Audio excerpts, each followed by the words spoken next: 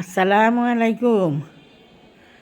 আমি আজকে আবার একটা রেসিপি নিয়ে হাজির হয়ে গেলাম, তো থাকেন সাথে, দেখেন আমি কি রান্না করি। আমি এখানে কিছু ইলিশ মাছ নিছি, হলুদ লবণ মাখাইয়ে এখন একটু ভাজতে দিলাম। তো এই মাছগুলা ভাজি হোক, থাকেন সাথে, কী দিয়ে রান্না করি দেখবেন।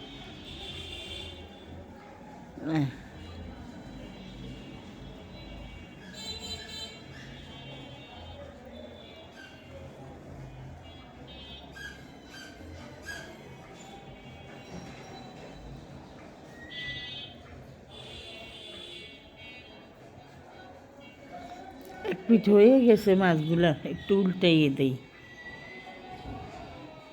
আরেক পিঠে একটু উল্টাইয়ে দেই।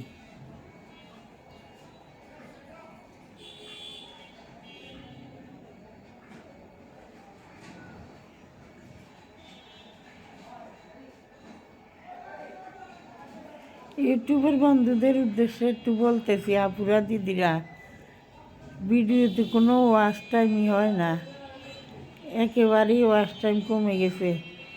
আমি তো সবার ভিডিও দেখতে পারি না, যাই কয়জনের দেখি আমি সম্পূর্ণ ভিডিও দেখি, তারপরে ওয়াচ টাইম দেই।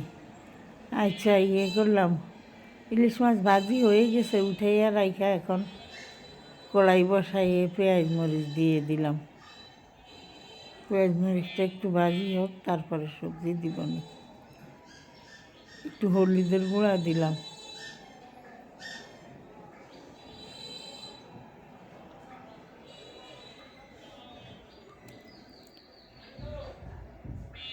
মরিচের ফাঁকি,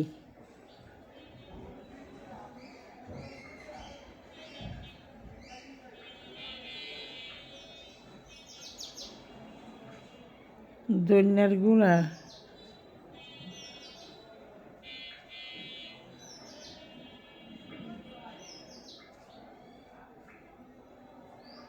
লবণ,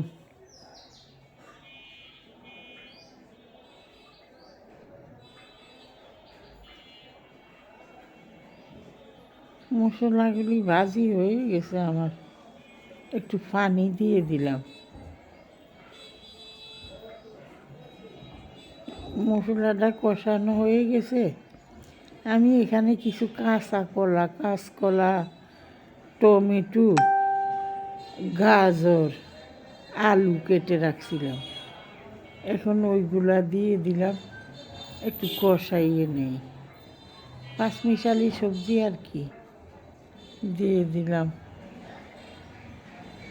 একটু কষাইয়ে নেই, নাড়াচাড়া দিয়ে দিলাম, একটু ঢেকে দিবনি। আমার সবজিগুলো কষানো হয়ে গেছে, আর একটু কষক, একটু ঢেকে দিলাম।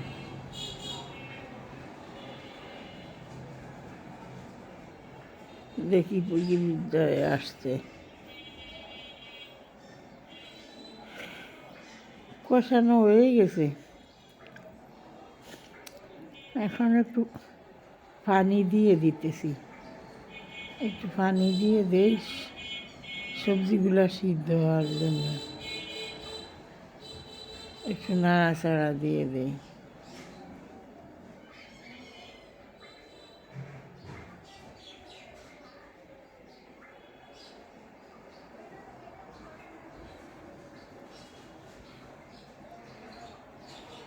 বলক এসে গেছে, মাছগুলা দিয়ে দেই, মাছগুলো ওতে একটু হইব।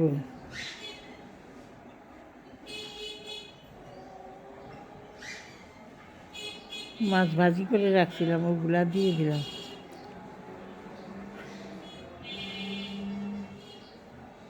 তো আমার ভিডিওটা যদি ভালো লাগে, ফেসবুকের বন্ধুরা একটু ফলো দিবেন, আর ইউটিউবের বন্ধুরা একটু সাবস্ক্রাইব করে দিবেন, আর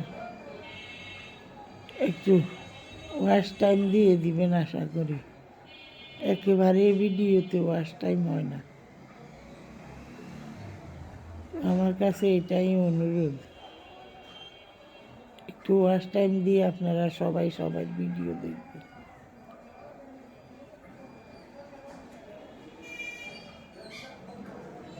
আবার একটু ঢেকে দিলাম, তরকারিটি হয়ে গেছে তো একটু ধনিয়া পাতা দিয়ে দিলাম উপর দিয়ে।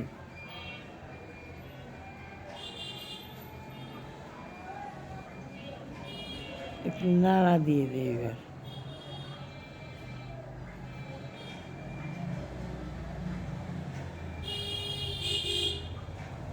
আবার একটু ডেকে দিলাম। আচ্ছা, কি পর্যায়ে আসলো, প্রায় হয়ে গেছে, বেশিটা সময় নেবে না আর।